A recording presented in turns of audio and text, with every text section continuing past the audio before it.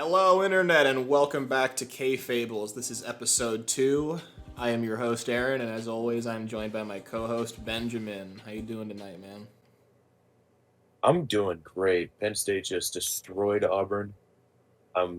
Penn Hopefully the State. Eagles can do the same thing to the Vikings on Monday night. So if that happens, I'll have just the most incredible weekend. You're an Eagles fan?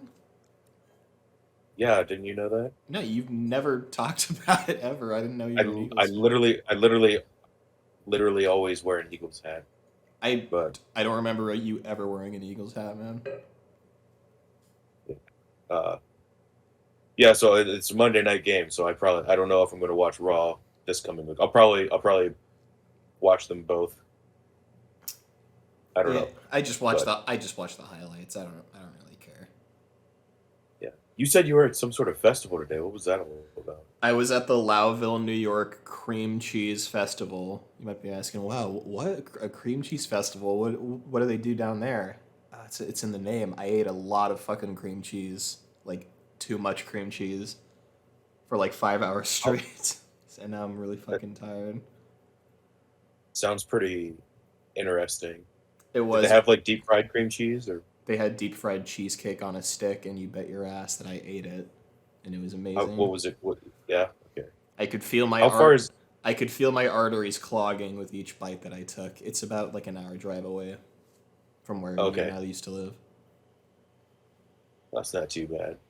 No, Um, that's not too bad. so not much really happened this week in regards to just news in general. Um, I took notes this week so that we would have a more structured episode because I felt like last time it was we did a pretty good job just off the cuff, but I didn't have any notes, so I definitely missed some talking points that I wanted to talk about. You didn't have any notes, and I was talking on my phone because I didn't Yeah, have my shit with me. So improvements could be made. Hopefully, I sound much more tolerable this week. yeah, I think you sound just fine. So I'm using the mic that Human Paradox podcast was birthed on, and now I'm using it to continue this with you. But yeah, uh, I didn't get the chance to stay super in tune with wrestling news this week, but it sounds to me like I didn't miss much apart from Logan Paul. yeah, so how I want to structure this episode is we'll basically hit all of the big um, news highlights first, and then we'll just kind of go through each show, what I thought of the show, that kind of stuff. Because I'm not going to read literally everything that I wrote down, but there's definitely some key points because this was a go home episode for Dynamite this week because they have Grand Slam next week. So they did set a lot of things up for next week. I did not watch Rampage because I think Rampage is a pretty much useless show. There's really nothing going on I mean, it Rampage. usually is, but now they're doing the tournament, so there's at least one thing you care about on it. No, the tournament's over. Tournament's over. Is it Brian and Mux? Yeah. Yeah, of course it is. Yeah, why would anyone else win it? so Uh, who do you? I want to start off by talking about the Logan Paul situation because Okay. I definitely have some mixed feelings about this. Okay. Um, I remember when he made his debut at WrestleMania. You and I talked. Like you knew who he was, but only as the YouTuber. You really never really followed his boxing career, right? Oh no, I followed it. I thought it was shit, but I followed. So I'm of the opinion that him and his brother single handedly saved the sport of boxing. And It was that's definitely yeah, you could definitely make an argument for that. yeah.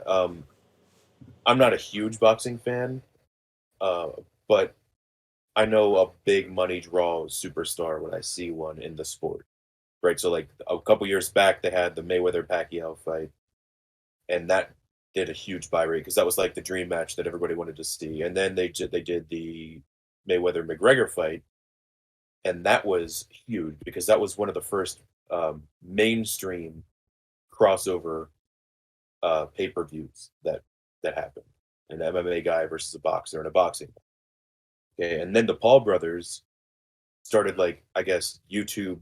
They they started YouTube like in 2007 or 8, right? Like they've been on the internet for a while. They've been here for a hot minute. Yep. Um, but I always was of the opinion that someone like Floyd Mayweather or Conor McGregor would make a shit ton of money in the WWE because of the character that they developed. Um, and Brock Lesnar's come out and said this in many interviews that it's the same exact business model. You're selling fights. You want to have one guy be the guy that everybody wants to win, and the other guy be the marmy little heel that people pay money to see people get the shit beat out of them. And I think Logan Paul got a really big head start on his wrestling career through YouTube and boxing because people were literally paying money to see him actually get beat up. So when he made the jump to WWE, before we even saw his match, I was like, it's going to be entertaining. It's going to be really good, and people are going to be surprised. And you and I were both kind of blown away at WrestleMania, right? Like, I thought his tag team match was great. I get I get progressively more blown away the more that I see Logan Paul perform in the WWE. Yeah, and I thought, people can. I've said it last week. I think The Miz is amazing, but like his people can have like a legitimate thing to say that he can be boring in the ring and not really do all that much. But I thought his match with Logan Paul at SummerSlam was, if it wasn't match of the night, it was one of the matches of the night. Yeah, no, Logan's, and I think that even the Miz himself said so, like in the pre in like the pre-show for WrestleMania when they were doing all the promos. They did a little segment where they showed Logan Paul training with the WWE coaches and all that, and the Miz said like I've never seen somebody take in so much information at once about wrestling and just perfectly execute it like every time like Logan has. Yeah, Like no, he's definitely a natural. and even Triple H said himself when he went on Logan Paul's podcast Impulsive, he said Logan, like, it's not easy to earn respect in this business, but I can say that you have earned my respect as a wrestler. And like as soon as I heard that, like I knew like it wasn't just the Miz talking at his ass. If Triple H can watch you and acknowledge your talent, then I feel like most of the locker room is probably feeling the same way about him. You know. Well, I think one of the big standouts is it's not just the guys that are working in WWE, but a lot of the fan base. Like, yes, we're still going to boo Logan Paul because that's just, I guess, the overwhelming majority of fans just want him to be a heel. But you have guys like Jim Cornette and Brian Alvarez and Dave Meltzer and JD from New York saying things like they were impressed and Logan Paul's a natural, and if he continues to progress at this pace, he's going to be a major, major player for WWE in years to come. I was fully expecting, you know, a Logan Paul world title match in the future, maybe 5, 6, 7 years from now.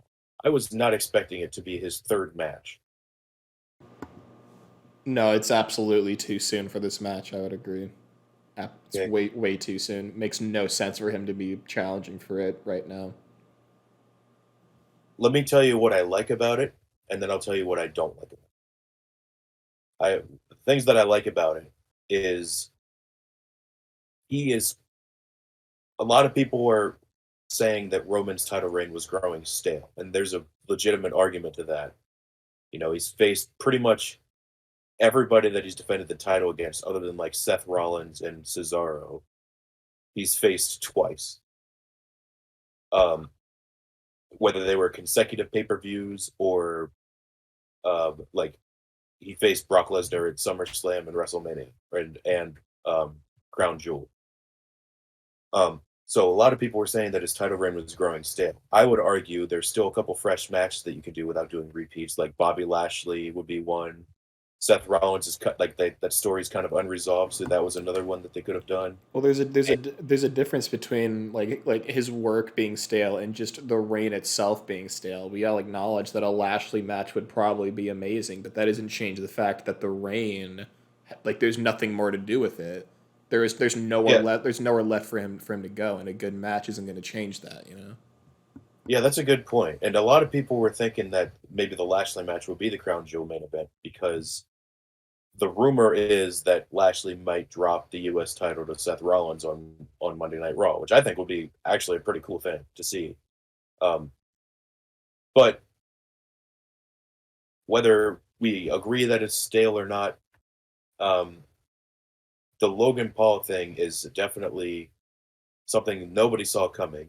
So people were talking about it for one. Mainstream people were talking about it. ESPN's talking about it. It is technically a crossover uh, s- type of match because he's got all of his followers on YouTube and kind of like a lot of boxing fans are going to be watching it, which is another thing. And here's a thing that nobody's really talking about. That this is my opinion after the press conference today. So normally when WWE sets up a main event feud, they tell the story on TV. That's been the case for years. Um, but like back in the 80s when they didn't have a weekly television show, what they would do would be like press conferences and they'd have like Saturday night's main event would be a marquee show on TV on NBC that would have like storylines built for WrestleMania, for the Royal Rumble, for SummerSlam, for Survivor Series.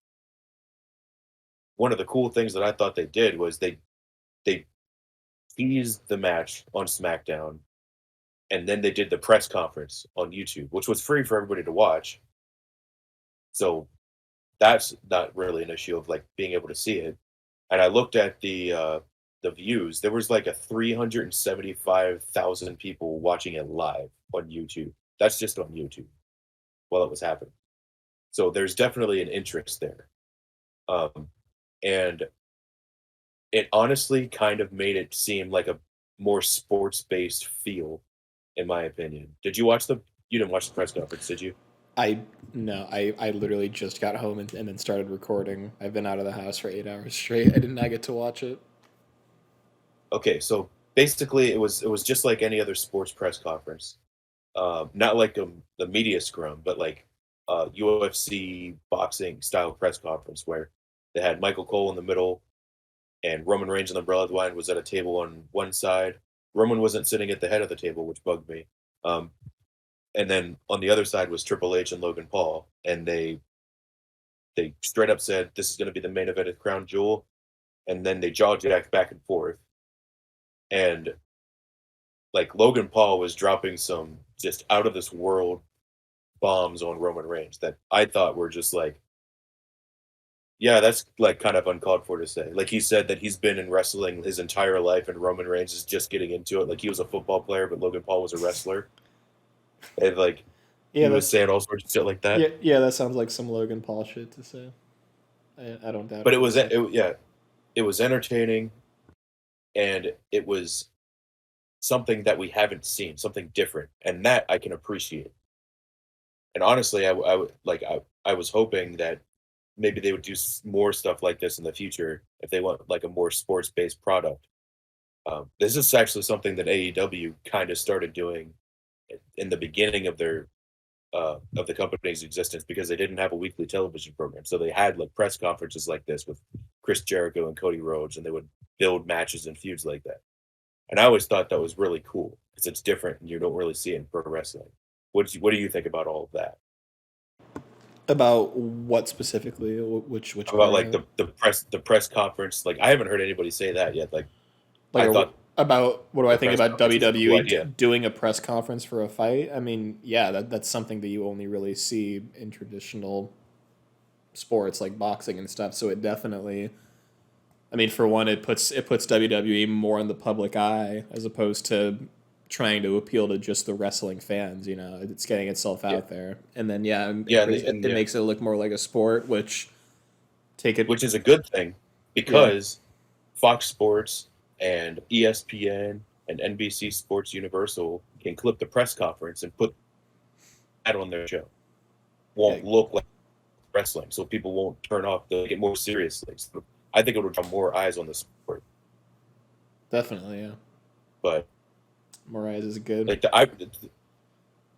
Do you think that Triple H did this in response to Tony Khan's press conference? Like he saw the press conference saw how horribly that he went, and then subtly said, "All right, Tony Khan, here you go. Like I'm gonna show you how to do an actual press conference the right way without any bullshit drama, right? Like just to flex on him, or I don't know. That's something I really didn't think about I until like you to just mentioned it. I like to It think that that it was like not the reason for it being, but I like to think that Triple H at least had that thought in his head while he did it, where he's like, yeah, that's right, that's how you fucking do it.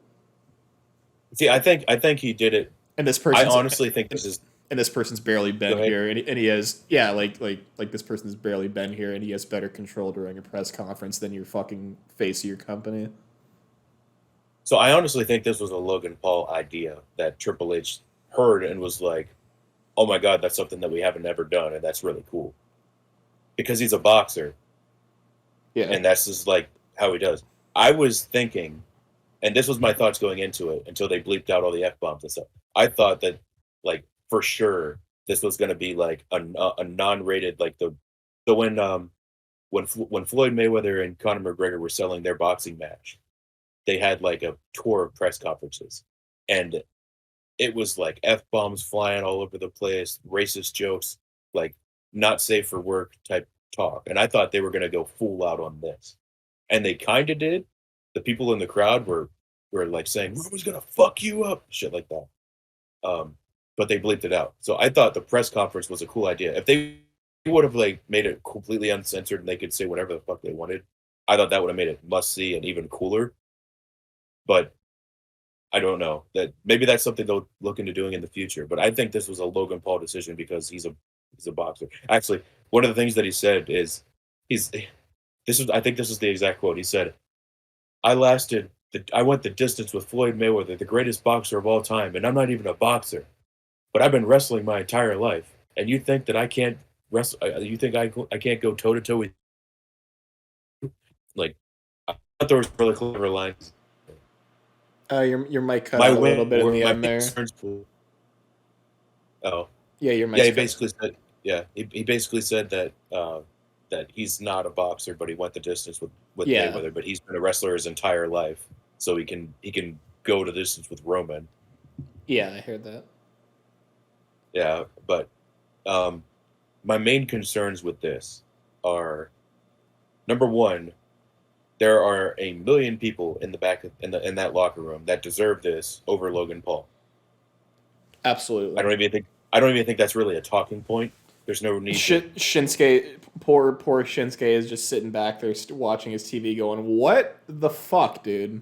Like what?" I would be at, I would be livid if I was Shinsuke Nakamura right now, because they set up a long time ago for him to get his match when he won the Gauntlet match, and we Yeah, still have not gotten that. So yeah. I just mean, saying. I don't like that's kind of the ongoing thing that people would like. Anybody who wants to hate on this match would say there's so many people that deserve it over Logan Paul, and I'm not the hating on the business. match. I think that the match is going to be awesome. I think that it's going to be a great match. It's just way too soon for him. He has not like you can't talk about doing a press conference because you want to bring realism into wrestling, and then you completely shatter that sense of realism by just Let me giving tell Logan you. Paul a title match. Like Let that's not let me tell believable. you. Let me tell you why I think it makes sense. In his third or fourth professional fight, he fought the greatest boxer of all time. So they're making this is all part of the storyline that he's just naturally good at everything, and this is what he does. This is the story that they're telling because they're trying to make it into a story. Like the star appeal is going to draw itself, but the way that it's going to get like the hardcore fans over with it is if they actually tell a story, and the story is, and you'll see it on TV once they start playing this out, is when he puts his mind to something, he immediately goes for the greatest person in that industry and he tries to beat them. So, like in his third match, it makes sense for Logan Paul, the character, to get a title shot immediately. Now, for us as common sense fans, it's like, well, what did he do to deserve a title shot? That's the question. Like, you can't just call out the world champion and get a title shot. That's the part that doesn't really make any sense. But the story that they're going to try and tell is, well, he called out Floyd Mayweather and got him in his third professional fight. So why can't he do the same to Roman Reigns? I think that's what they're going to try and tell. Whether we agree with it or not, the match is going to happen. I think the match is either going to be really good or really bad. I think to Uh, have someone who's again, never, again, I haven't really been caught up to date in This Week in Wrestling, but he called him out for Crown Jewel to wrestle him, and it's like it's confirmed he's fighting him at Crown Jewel, or he's just yes, calling him out. yes, it's confirmed for Crown Jewel. I don't think that that is the right spot for like Logan Paul has still, and again, I'm sure that he's going to do great because he has blown my mind at every opportunity. But still, I don't. I hear Crown Jewel. That's in Saudi Arabia, right? Yeah, but let's not forget that Crown I Jewel I was the hear best show of the year last year. yeah I hear Crown Jewel Saudi Arabia. My mind doesn't think Logan Paul versus Roman Reigns. I don't know. It feels weird to me because it doesn't feel earned. It feels like something that just sprang up out of nowhere, and I don't. Like if this was like an Extreme Rules or like a fucking Fast Lane thing, I would totally be on board because those are like one off. Like those are still pay per views, but those are more one off, less serious ones. Crown Jewel's a fucking big deal, and I think that it would have felt more organic if you had Logan Paul fight Roman at a Fast Lane or something like that. You know. That's a good point. Yeah. That's a good point. But the thing that I want to make sense of is the traditional Crown Jewel main event match has always been like Undertaker Goldberg, Roman Reigns versus Brock Lesnar, Roman Reigns versus Goldberg. Like if you want to get a big star, big part-time star, and you want to put him in the match, Logan Paul versus Roman Reigns is going to be better than all of them. So I think this is a good way to build Logan Paul up, but at the same time, like if he lasts longer than 5 minutes with Roman Reigns, then Roman Reigns' entire title run is a sham. I You think know what I that mean? well, like, and again, it's like I'm saying, right? Putting this match on at Saudi Arabia kind of makes the title feel like a sham.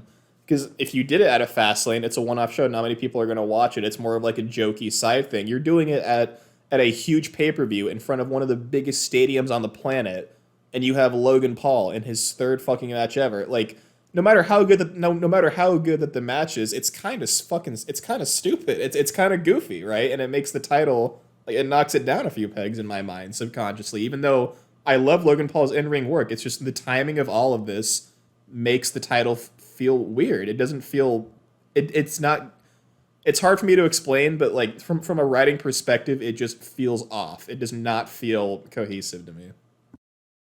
Well, since we're talking about the title, this is gonna go into my next talking point, and that's that reports of coming out for the backstage in WWE that the title situation is being viewed as complicated. I'm like, well, if it's complicated, why would you have him face Logan Paul? Because that's not like everybody knows that he is not a legit contender to win the championship. Could you fucking Everybody. could you fucking imagine if Logan Paul beats Roman Reigns? Honestly, I think that I would be so mad that I would come full circle and not care anymore. It would just Yeah. oh my god, it'd be amazing. If Logan Paul is the guy that ends Roman's like incredible title reign. And then we get the Logan Paul reign of terror. Yeah. Oh my God. But the complicated remarks are basically they want to have Roman walk into WrestleMania as the champion, but they want a title belt on Raw, but they don't want Roman to lose at all until he faces The Rock. That's what they want. So when you view it like that and say it like that, it's like I guess it's complicated, but they never should have. I don't know. Part of me is looking back saying the unification match was a mistake. Like if here's the thing, if Roman Reigns and Brock Lesnar had the same match that they had at SummerSlam at WrestleMania and that ended the feud and that was the unification match, I think I'd be more on board for the whole two belt on Roman thing. But Raw has definitely suffered. And I like the fact that they're elevating Bobby Lashley with the US title as the main event, as the main draw of Monday Night Raw. But I kind of am in agreement with most people in saying that Monday Night Raw really needs a world champion. And I don't know why they can't make the women's champion the main champion on the show, but Who's the Raw champion again? Bianca Belair. I And she's in a okay. she's in a feud with Bailey right now. Okay. better than But what are your thoughts on all that? Like, on what? how do you think they should approach the Roman walking into WrestleMania and putting a title on Raw? What are some ideas that you have how to fix all this? To fix all this, I mean, I think that the only other place that Roman could drop the title and have it make sense is the Royal Rumble. If you're not going to have him drop it on the Royal Rumble, then it has to be either night 1 or 2 of WrestleMania. Because and that's a big assuming that they want to do the fucking Rock fight that everybody has a fucking hard on for, right? He's gonna have to drop it before then because you can't have Roman go and fight Rock with the title on and then Rock beats him but like doesn't get the title, right?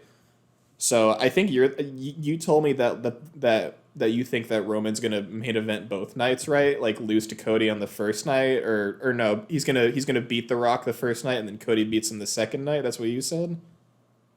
So I've kind of changed my tune a little bit, and Be- because I can I'm tell you not going right to claim. because I can tell you right now that I would Go ahead. not do that. I would do what I told you last week, which is I would start building up Solo Sikoa as like the next big guy, right? I would have Roman tell Solo on one of these nights, I have 2 belts and your cousins have 2 belts, but you don't even have 1 belt. So I want Yeah, he does. you. What belt does he have? He won the North American Championship on Yeah, I don't. NXT, Yeah, which is no one gives a shit. He's on the main roster now. I'm talking about the actual belts that matter. I that was. that is that's like the only belt that mattered at NXT. Well, he So doesn't have it yeah, anymore. So yes, he does. He walks with it. He walks around with it. He won it on NXT, and he defended it on SmackDown against whatever, Madcap Moss. whatever. Then Like I don't. he's a champion now. So Whatever. I don't know what the fuck I'm talking about. Then whatever. I would start building him up as like the next big thing, right? And then I would have him fucking leave Roman, right? And then and then I would have Roman lose to Cody at the Rumble, and then that makes the fucking Usos leave him too, right? Because everybody sees him as a fucking loser now, and then he calls out The Rock for WrestleMania, and then we get that, and then we get Cody versus either Orton or maybe Edge. I don't know. I haven't really thought. I haven't thought that far ahead for so opponents. you want Cody Rhodes to go into WrestleMania as the champion instead of winning it at WrestleMania. That's only if they want to do The Rock, right? I personally don't give a shit about The Rock. I'm like one of the few people who doesn't care. If they do not do The Rock, then then no. I think that Cody should win the Rumble, come back, and then beat Roman at WrestleMania. If they do The Rock, then the best way to do it would be beats The Rock night 1 and then Cody beats Roman night 2. Or they could do the Rumble, like I said. No other place makes sense for him to lose the title at, right? I'm not saying I don't want him to Yeah. lose at the Rumble. I'm just saying that's the only other way that they could do it. Those are the only two. So when you say lose it at the Rumble, do you mean he has a singles match against someone at the Rumble, or do you mean he defends it in the Royal Rumble like Brock Lesnar did? Either or, it doesn't really matter to me. Okay, so I have a couple ideas. Um, One of them involves the Royal Rumble. I personally don't think that Roman versus The Rock needs the championship because it really doesn't. But there are a couple story points that you could do here. Number one, um, if you noticed, there are 5 people in the bloodline. There's Roman and Sami Zayn, and then the Usos and Solo Sikoa. 5 people. A traditional Survivor Series match is 5-on-5. So I think all of this is going to start at Survivor Series. I think um, maybe we get some sort of combination between Imperium and 2 other guys, or whoever's feuding with Roman at the time. But I think Roman Reigns in the Bloodline is going to main event Survivor Series, or we're going to get a women's War Games match that main events the show. But I think that's when they start planting the seeds for with the Rock, because the Rock debuted at Survivor Series, and you basically have the Bloodline win, and they at that night they like celebrate so many years of the Rock's debut, but that kind of overshadows the bloodline winning. And then at the end of the night, the Rock comes out to raise the hands of the bloodline, and there's like tension there, kind of like when Evolution came out on, I think it was like SmackDown 1000, and Triple H and Batista kind of had that little bit of a stand. That's where they're going to start the bit. Okay, and then I would have Cody Rhodes win the Royal Rumble. He returns and wins the Royal Rumble, and his story is that, and the story that they tell on Monday Night Raw this entire time is Monday Night Raw needs a world champion. They need something to fight for at the top, and they put over the U.S. title as that title, but they need a world championship. So what they do is they have Cody Rhodes go after Roman Reigns and say, I'm challenging you for the WWE Championship because that's the title that my father never got to hold. That's the title that I That's won. actually You not a know? bad idea because Okay. that would build heat with Roman, where Roman is insulted Yeah. because Roman has built up the Universal title, and Cody says, "I don't give a shit about that. I want that title." Roman's like, "Oh, what's that? Yeah. You don't want this Well, title here's the that thing. I Here's the made thing. relevant? How Yeah. fucking dare you?" So here's the thing. If Cody Rhodes wins the Royal Rumble, he gets to choose because he wins the Royal Rumble. He's main eventing WrestleMania. Okay. And this entire time, you have The Rock basically come out and said, I've done everything in sports entertainment. I've done everything in pro wrestling. I've done everything in the Hollywood, except for win the WWE Universal Championship. So you have night one, Roman Reigns defends the Universal Championship against The Rock. That does a huge buy rate. That's huge. That way, The Rock can get in, get out, get over with, and he doesn't have. And that way, the last thing at WrestleMania isn't like a stinker Rock match. 'Cause I don't think the match is going to be that good. You could have Roman just completely destroy him. Okay, and Yeah, he still he holds on to the Universal Championship. And then night two, Cody Rhodes beats him for the WWE Championship. And then the next night on Raw, he unveils the Winged Eagle belt. That's yeah. how I would personally do it. It's not no, it's not a bad way at all to do it, and like I said, that is the preferred way that I would do it, and that's like if they do The Rock, right? They'd have to do night one And and night yeah, two. and for anybody that hears this and is like, I don't want 2 nights of Roman Reigns, he is the number one wrestler in the world. It is, in fact, now he's the PWI top 100. He's the number one Cody was like in number all four, of pro right? wrestling. Cody was number four. Roman Reigns is that damn good. And I think that's a decent send off. And it does, at that point, it really doesn't matter who beats him for the Universal Championship because then, guess what? You still have Austin Theory with the Money in the Bank briefcase. Hopefully by then, they build him into a massive babyface because I think they're starting that now. So who knows? But I think Cody Rhodes needs to be the first person to pin Roman Reigns, and he needs to pin him for the WWE Championship because it'll bring prestige to that. It'll give Monday Night Raw a champion, and then the way that we get Austin Theory over when he cashes in is he beat Roman for his baby, the Universal Championship. But this isn't a completely my idea. I've heard different ideas like this thrown around on the internet, but I think that would be something really intriguing to see. Whether they do it or not, the only other way I could see them doing anything is Triple H comes out on Raw and says Raw needs a champion. The Monday night, the WWE Championship is going to be defended in the Royal Rumble, and the winner of the Royal Rumble wins the title, and then Seth Rollins wins the Rumble. Which I think is the wrong way to go about it. But Well, he wins it and then faces Cody at WrestleMania, which would be a fourth match. yeah, But I don't like that. and then the other, I'm a big yeah, fan of trilogies. I yeah, don't like I never like the random fourth movie that's added onto a trilogy. That's why I yeah. don't really like Toy Story 4. That's why I wouldn't like Seth versus Cody 4. But Yeah. The other idea would be they solidify the WWE Universal Undisputed Championship, give Roman one belt, and then make a new belt for Monday Night Raw, which is what they'll probably do. But I don't really like that because it took what damn near 5 years for people to even give a shit about the Universal Championship. So imagine another belt that they bring out, unless it's like the big gold world heavyweight title or the winged eagle or something like a prestigious old belt. I really don't think people are going to get behind it. But that's what I think they should do with that. And speaking of belts, there have been many reports of WWE coming out with new belts very soon. So the Very question soon. that I have for you Oh boy. is what belts are they changing? What belts would you like to see them change? And do you have any preferred styles for certain belts?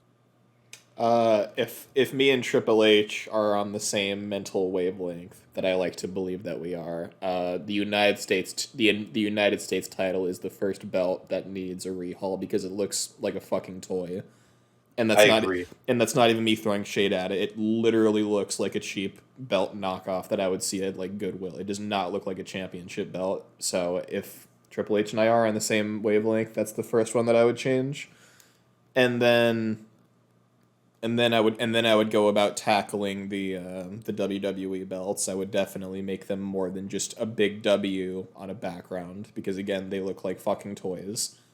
A little bit Does that less. go for the men's and the women's belts that have that, or just I, the men's? I think that all the belts apart from the IC titles need an overhaul, but I'm going like in order of like importance of like how bad that the belts look because the women's belts at least look a little bit better because they have the white straps, you know.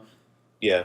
So like they look a little bit more. It's kind of like the IC title effect where the white strap makes it look a little more prestigious. But yeah, I would do United States. Then the I have no idea what I'd do for the United States, but for the men's belt, like you said, I would bring back the Winged Eagle if I could do whatever the fuck I wanted. Winged Eagle.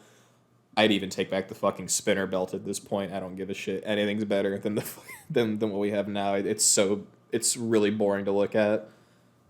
So I think, yeah. Go ahead. Literally the only belt on the main roster that looks good, and when I say and not great, just good, is the IC title belt.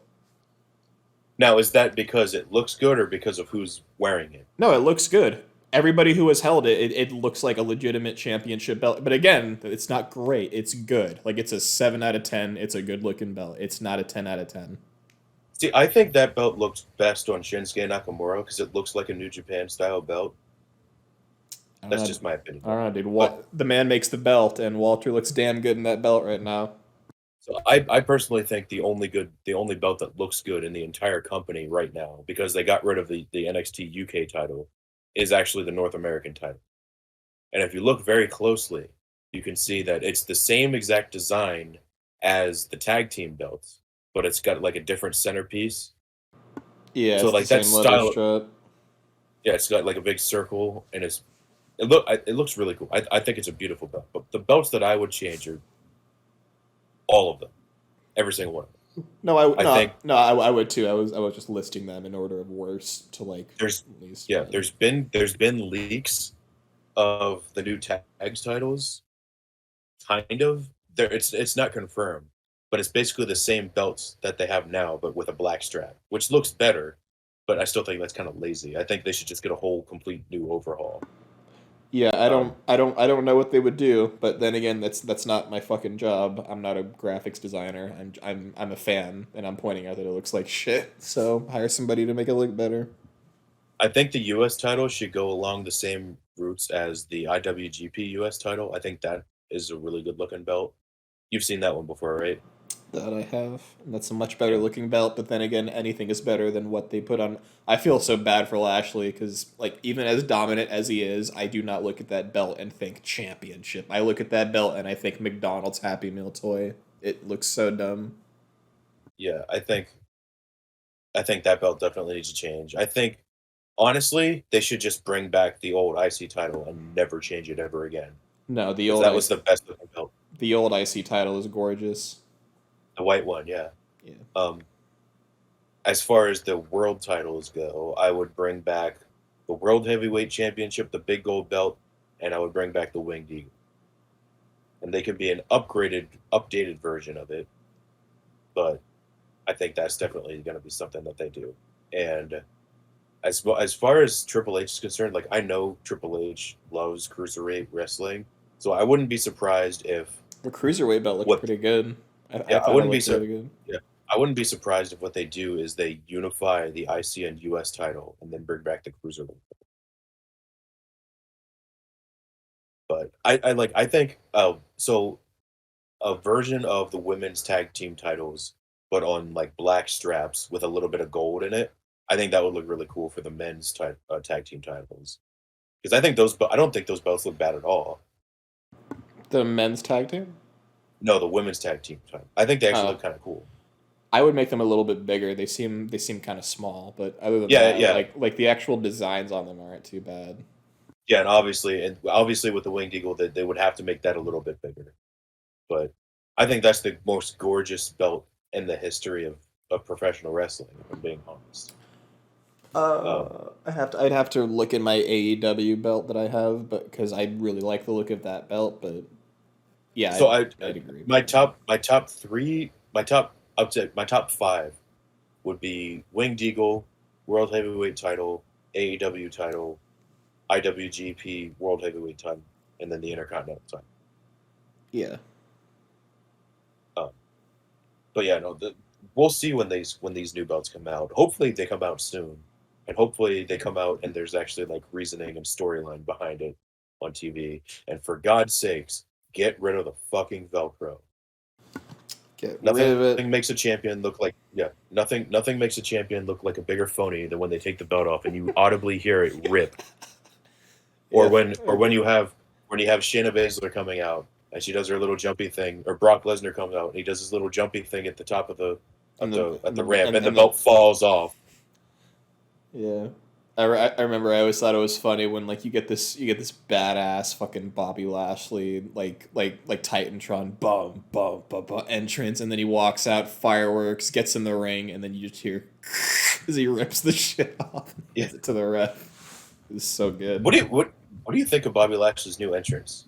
He's had it for a while, but it's different than his old one. I prefer the old one. I prefer the old one that's like 30 seconds of just bum bum bum bum showing him beating people up, and then it ends with the wah bum bum bum, and then he comes out. I liked that more personally. I That entrance to me radiated final boss energy the same way that Roman's entrance does, just on a different way. The new entrance is Yeah, good, but like I prefer that slow build up as you just watch him fucking beat people up to the theme of that song with like every time that he hits somebody, lightning would flash across the screen because that's his thing, right? I think they should combine that one with the new one. So instead of just showing him on the little pedestal, like oscillating or whatever he's doing, Yeah. they they show that, and then they zoom in on Lashley, and then he does this big pointy thing, and the fireworks go. Shh. By the way, yeah, it started off as like comical, but now I honestly kind of like how like he points his fingers in either direction, and then a single firework goes pew off to his left and right. I don't know. It's kind of it's funny and it's a little bit goofy looking, but it's growing on me. I kind of like it because Yeah, like because fucking like good or bad, I associate with that. I associate that with him. That's a good thing when you're a fucking wrestler and you're playing a character. You want people to see something and immediately think of you as a character. Because like whenever I see a bottle rocket go off, I think of Bobby Lashley. I think of the pew. Like it's good. It's something to associate with him. yeah. And the last tidbit on the wrestling news before we switch to AEW news with WWE is NXT Black and Gold is making a return. Just the logo. Just the logo. We'll see. I kind of fell off watching NXT week to week. It wasn't anything intentional. It was just I had other things to do on Tuesday night. And they advertised like I guess the year anniversary of NXT 2.0, and I didn't watch it. I had it DVR'd on my YouTube TV, and I actually watched it the next day.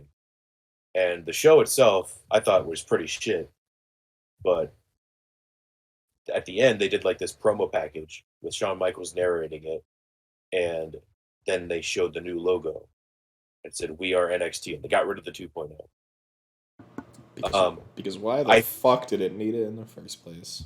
yeah, I think that the new logo looks 1,000 times better than the letters N, X, and T with unicorn jizz on it. Um, Like honestly, like color scheme doesn't really matter to me that much. Like I could have learned to live with the colors. It's just the name. Calling it 2.0 is fucking stupid. Like it implies that like the old version was bad, so now we've upgraded and nobody felt that way. It's just the name was stupid. Like colors don't really yeah, matter that much to and me. it's not even 2.0. It's like 5.0. I guess I think like the fifth iteration of NXT that's happened. Yeah. But anyway, um, I have mixed opinions on this because, well, number one, they're hiring a lot of the backstage producers back that got released. So I think the show is definitely going to be better than it was. And I do think a change of appearance on screen will reflect that. Um, the problems that I have with it, the women's division was the main draw of NXT, um, until all of the superstars got drafted up and then like fired or buried on the main roster. Mandy Rose is great, but she really doesn't have a whole lot of competition to go up against. Okay, so that's my number one point. The women's division needs some work. Number two, Braun Breaker is incredible. Braun Breaker is ready for the main roster. Braun Breaker needs to change his name. And they did do a merger with NXT UK at Worlds Collide, so there's a lot more people for him to face. And the main event for Halloween Havoc, this has actually got leaked, is going to be Braun Breaker versus J.D. McDonough, which is a new character that. So he used to be, what's his name? He used to be Jordan Devlin.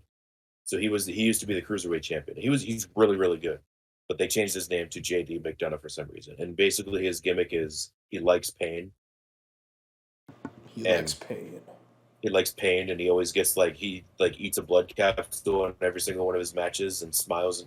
But anyway, it's gonna be him versus Braun Breaker versus Ilya Dragunov, and I can't wait for that match. Um, and I do think that Braun Breaker's gonna lose and get immediately sent up to the main roster because he's ready. He's so good. He's ready for prime time television. But another character debuted, and this character's name is Quincy Elliott, the Super Diva. Now, some of my fondest memories from the NXT 1.0, as people were dubbing it, was the Velveteen Dream, and he was like this modernized version of Goldust. It's like a sexualized character, but he was really good on the ring, and everything that he did was super entertaining. Okay, this Quincy Elliott character, people were dubbing him the next Velveteen Dream. He is not. He is a fat, looks like a tranny, and that's not to be like hateful towards them, but he doesn't look physically imposing at all.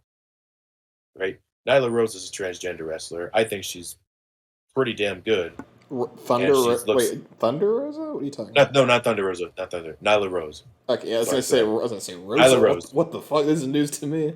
Yeah, Nyla Rose is a transgender wrestler. Very, very imposing, very dominating. She's been booked very well, basically her entire career. Yeah. Okay, when you move into that version of wrestling, I think it's going to turn a lot of people off to your brand because that guy's not going to go anywhere on the main roster. He's not going to get over in front of a mainstream audience. Maybe in front of a niche NXT internet audience.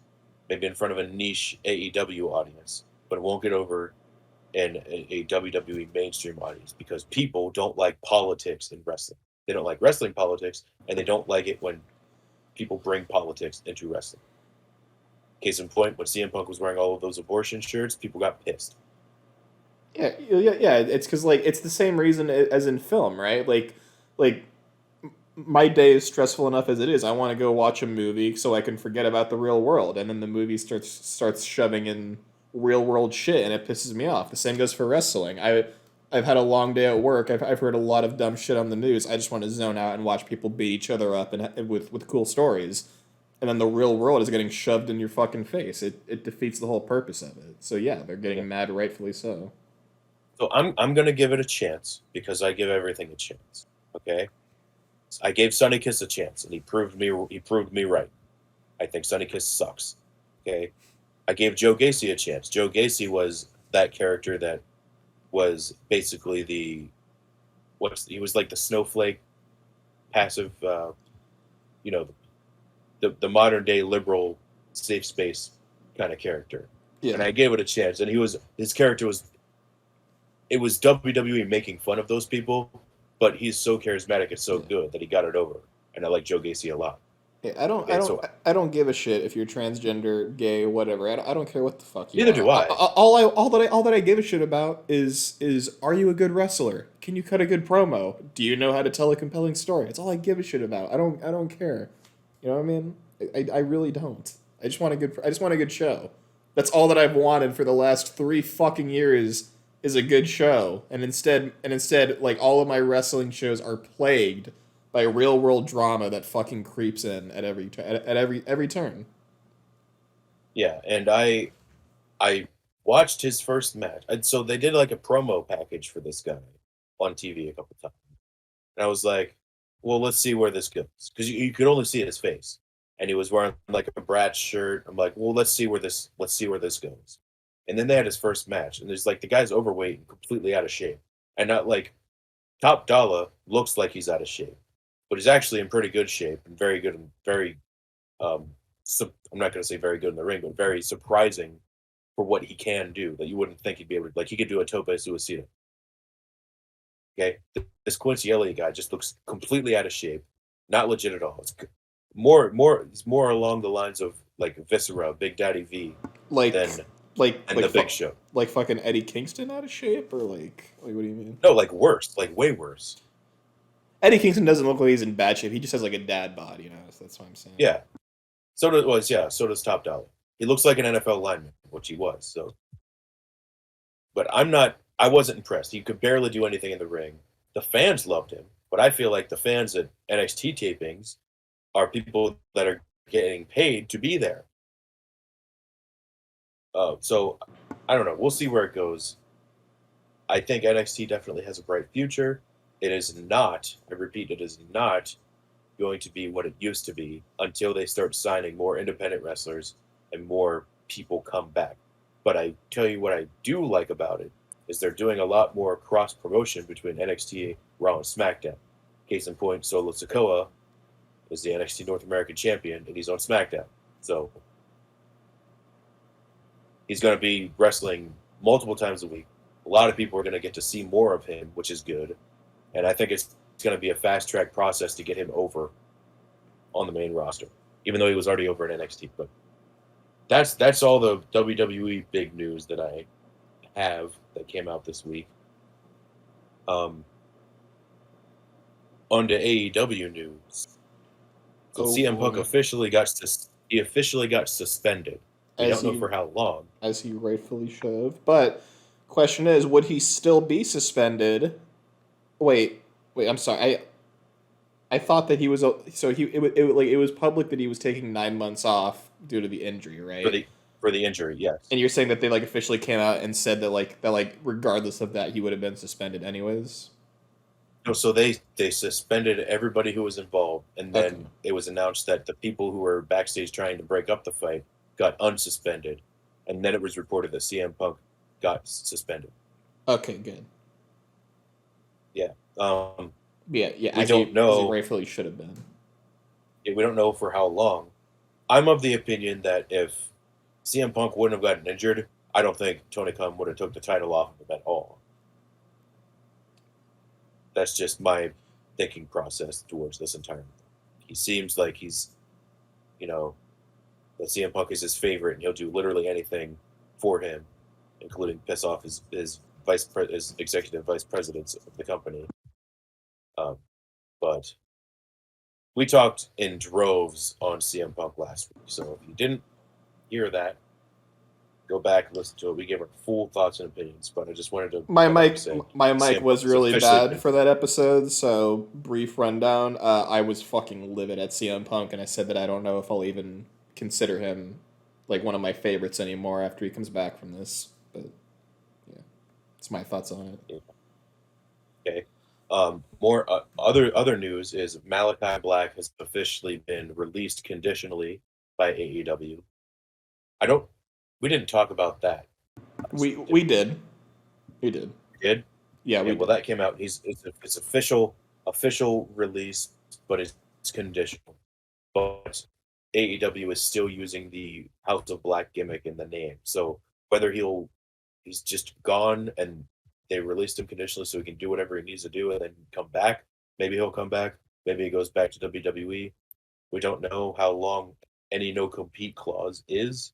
All these things are very close to, you know, has have not been disclosed. So I don't know when the next time we're going to see Malachi Black wrestle, or if we'll ever see Malachi Black wrestle again. We'll probably see Aleister Black before we see Malachi. Who knows, man? Who knows? Yeah, Malachi Black's right. a way So cooler name, but I agree. I think it'd be really cool to see Malachi Black show yeah, up in yeah. WWE. Malachi's just a fucking evil sounding name. It fits him way more than Aleister Black. Like, what if they had Malachi Black debut in the WWE as soon as Big E comes back from his injury and puts him out again?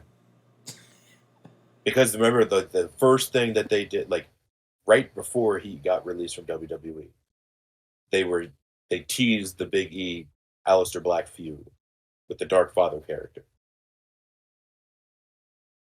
I don't know. That's what I would personally do if Aleister Black came back to WWE and Big E was cleared to wrestle. But Yeah. okay, I'm gonna kind of give you a little bit of a rundown on AEW Dynamite, Okay. and I'm not I don't have like move for move what happened in the matches, but I have a rundown of the card and what I thought about everything.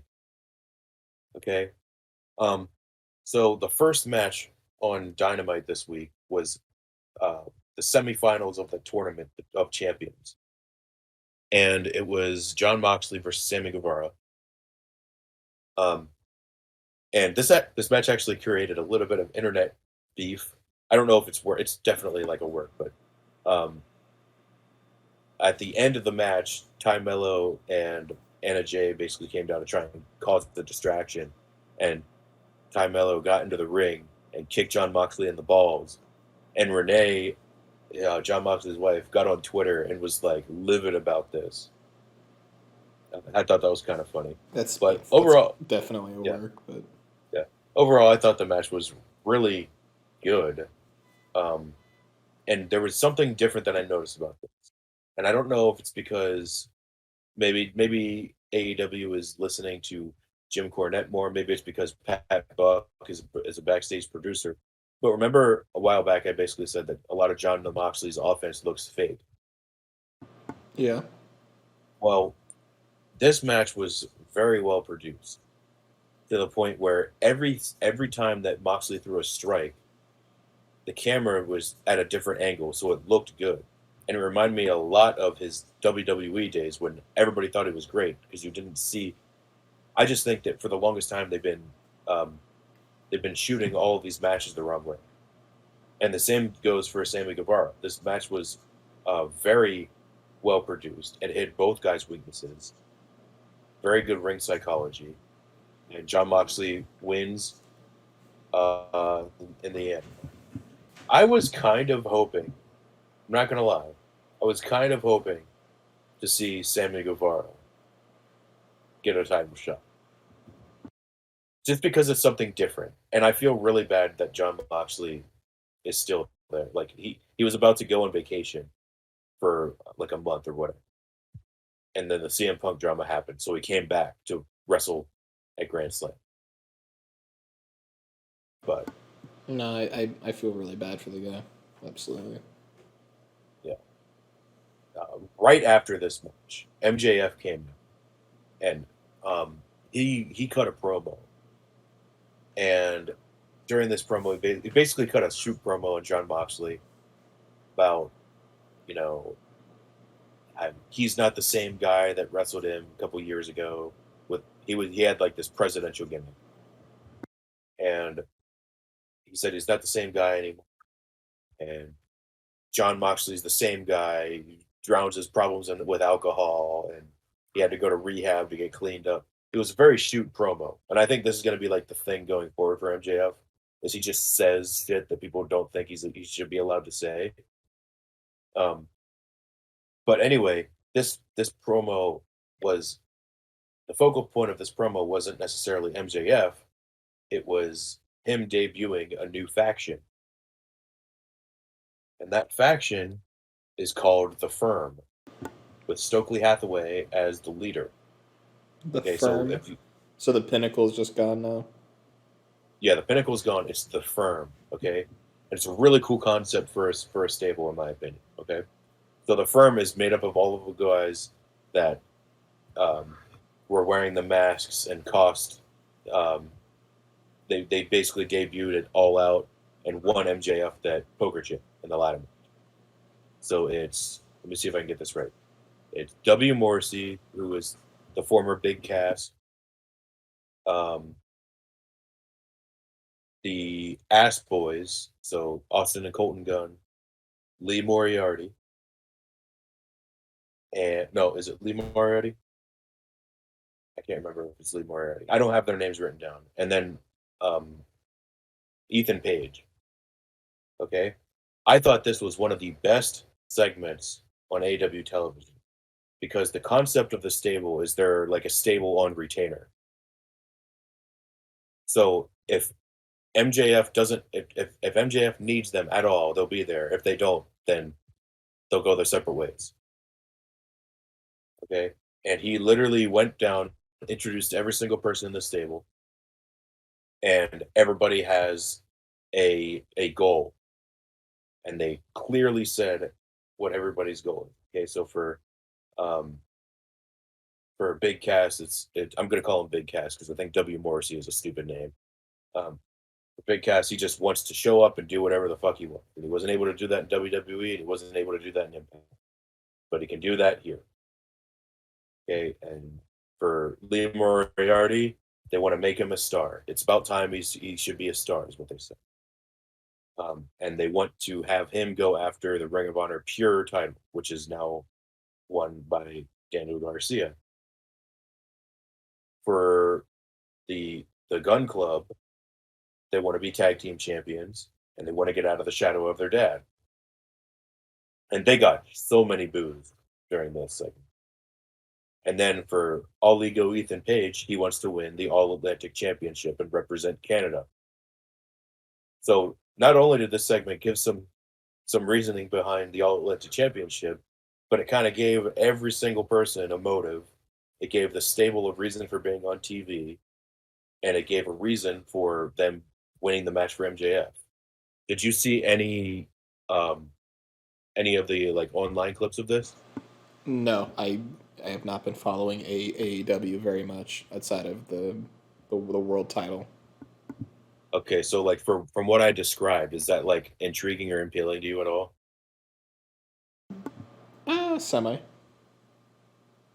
Yeah. I think Stokely Hathaway is a really good promo. I think he's really good. Um, but this is something that was kind of missing because one of the biggest complaints about AEW is that they just kind of do the show week to week and they just put on good wrestling matches for the sake of like to just throw two people together. What this did is it literally set story arcs for the next couple months in one promo segment. It was like Punk and Mox, or not Punk Mox, MJF and Moxley, MJF and Daniel Bryan, MJF and Chris Jericho, and then all of these guys. They all have different storylines to go after, which is pretty cool. Yeah. Okay. A- After this, they did Jungle Boy versus Jay Lethal for no reason.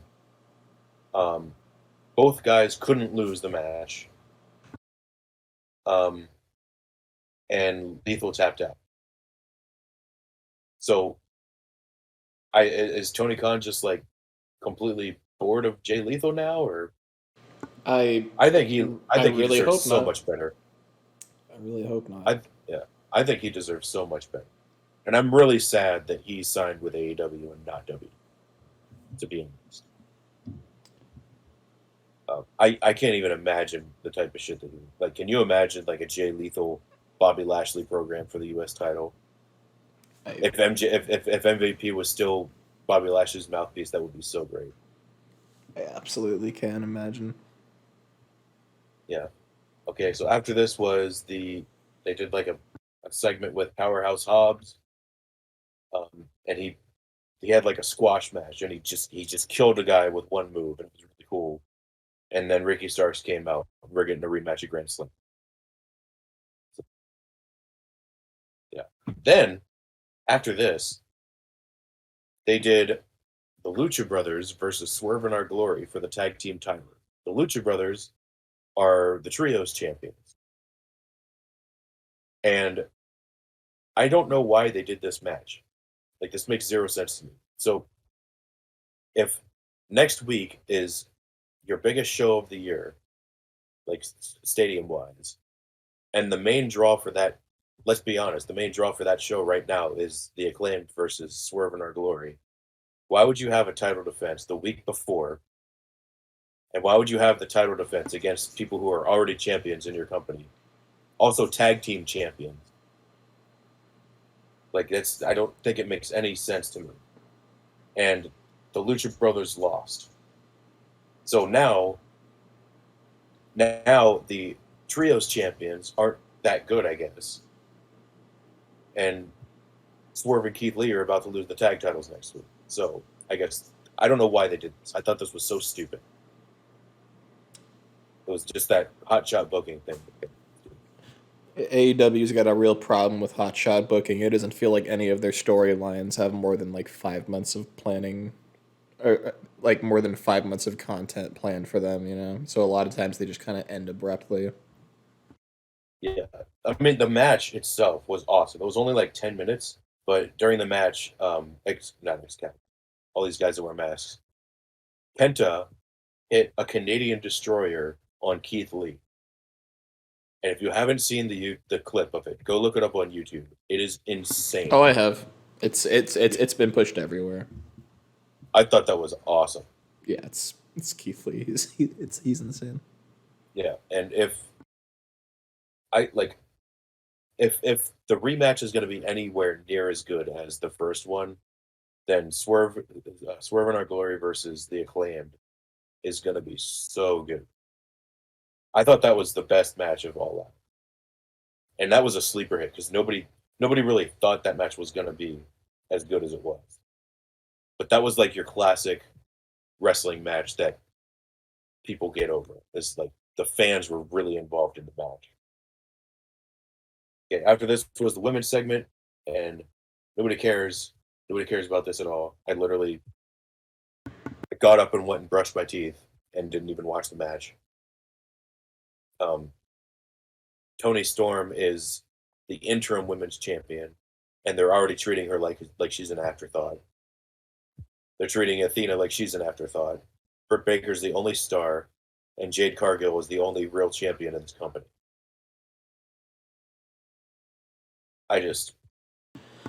Yeah, they need to fix if I was Toni Storm, I would feel like the biggest fucking. I don't want to say idiot because like she had her career in mind when she left, but I would be so upset to get treated like shit, leave the company, and then to get treated like shit yet again by the same company. Yeah, and she was a Triple H girl through and through. Too. Let's not forget that. Yeah, all these people who fucking left the company because Triple H left, and then he got back as soon as they left, and now they're just locked into these long contracts with the rival company. Yeah. Oh my god, I feel so like the main storyline in the women's division is Britt Baker and Jamie Hayter are kind of like splitting up because there was a fatal 4-way at the pay-per-view, and Britt Baker cost Jamie Hayter the victory. Okay, but this match was a tag match. It was Serena Deeb and Britt Baker versus Athena and Toni Storm. Nobody cared at all. And you want to tell me why, the biggest storyline is Britt Baker and her sidekick breaking up. The second biggest storyline is Jade Cargill and the TBS title, the secondary title, and her undefeated streak. And we don't even know who she's gonna like at this point. Like, I think her title reign has been good, but the title is still kind of worthless. And all of her victories don't merely mean anything because she's not really in any storylines with anybody. She's just beating people every week. And then the afterthought is Toni Storm and the interim women's champion. She's not even the women's champion. She's the interim women's champion. The idea of an interim champion is just ridiculous to me. I don't think that there's ever a reason to have an interim champion. Yeah, I agree. I don't like it at all. Like I at first, I thought it was yeah. it would be better for the company if there was nobody and it was a vacuum because because a vacuum at least breeds possibility. An interim champion is just annoying and it fills the void. That Well, they had the perfect opportunity to do something different because we've had interim champions with the TNT title and the world title. They could have just been like, yeah, no, we're not doing this again. It never really works. It never actually pays off. Let's make Jade Cargill the number one woman in this division since Thunder Rosa's out, and have all of our main event stars go after her and try to topple her undefeated streak because we can have her beat them, have programs with them, make her a bigger star, make the TBS title mean something, and then when Thunder Rosa comes back, you know, then we can resume where we last left off with her. But I don't understand this. They want to have secondary titles like the TNT title and the TBS title, and not not call them secondary titles, not make their mid card titles. They are main event titles. They are very clear with that. The mid card title in the company is the All Atlantic Championship. That's the only mid card title, and I guess the Triums Championship. All of the other ones are main event. They have way too many titles. way too Like they many. have, and especially with all these Ring of Honor titles that nobody cares about. But yeah, um, after this was Jericho versus uh, Brian Danielson. This match was leaps and bounds better than their match at all. Okay, let me give you a little bit of the rundown. Okay, so there was at the beginning of the match there was like the um, "Let's go Brian" chants, but there were a lot of people in the crowd. When I say a lot of people in the crowd, I mean the majority of the people in the crowd were chanting Y2J. So I don't know if there's any chance of Chris Jericho bringing back the Y2J gimmick, but I think that would be very cool because we haven't seen that in years. Uh, and He's not bringing it back. It's not gonna happen. I don't know, maybe. Um, Taz and Regal were on commentary, and they are so good. Excalibur's okay. Tony Schiavone's still unbearable. Um, Totally Schiavone, and he's still unbearable. Yeah, it sounds about right. okay, he's great as like a backstage interviewer and like the guy that does the interviews in the ring, but he's just terrible on commentary. And they have like a five-man commentary with him. It's But the way main, it's way too much. yeah, um, this match was very physical. Um, like it was almost like the Gunther Sheamus match where like almost immediately their chests were like blood red, um, and there was a point where Chris Jericho just started chopping the shit out of him, and Brian just stopped. He just started no selling it, and it was the greatest thing ever. Um, and then they hit the spot of the night, which it reminded me a lot. Remember that match that we both love so much, the Daniel Bryan Brock Lesnar match at Survivor Series. Yes, we both love that How match. well the best part of that match is Brock Lesnar suplexes him and he like basically lands on his head, so the crowd is genuinely concerned for him. And then he makes the comeback. So in this match, they did that spot. Um, it's the same exact spot that Cody Rhodes and Seth Rollins did at WrestleMania, where they like suplexed each other out of the ring. But Jericho suplexed Bryan out of the ring, and he landed on his feet, but his ankle buckled, and it looked like it actually buckled for real. So he immediately falls to the ground, starts grabbing his ankle, and then like Aubrey Edwards comes down, and the doc comes over, and he starts ripping his boot off. And then Chris Jericho, like it zooms in on his face, and he gets all wide eyed, and then he runs down and starts beating on his leg, and they literally turned it into a match. Like the entire story of the match that from then on was Brian's foot, and he basically broke his foot and his ankle. Um, and when all of this happened, like when he took the fall, the crowd got completely silent. You know how like a lot of times people take bumps to the outside and the crowd goes like wild because it's a high risk move. When this happened, they were completely silent because they thought he actually. Yeah. And then, um, like Chris Jericho basically turned into Bret Hart and like destroyed his leg. And then they got into the ring again. Brian had his boot off, and it was like wrestling with one boot on and one sock on. And then I think I can't remember.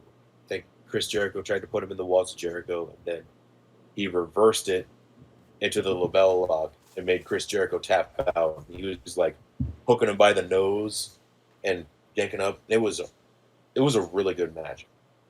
But that means the main event of Grand Slam is Jon Moxley versus Bryan Danielson for the AEW World Heavyweight Championship. Yep.